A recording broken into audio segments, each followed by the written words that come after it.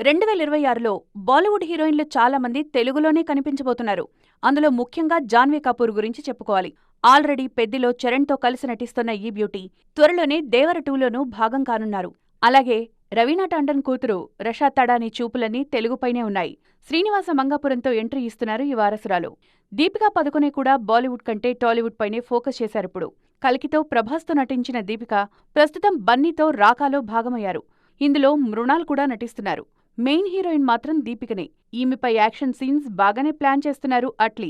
కల్కి 2ను కాదనుకుని మరీ అల్లు అర్జున్ సినిమా చేస్తున్నారు దీపికా పదుకొనె. ప్రియాంక చోప్రా సైతం మరో ఏడాది వరకు టాలీవుడ్ హీరోయినే.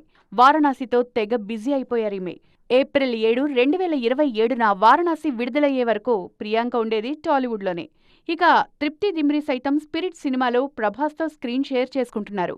మొత్తానికి ఈ ముంబై బ్యూటీస్ కేర్ ఆఫ్ ఇప్పుడు తెలుగు ఇండస్ట్రీనే.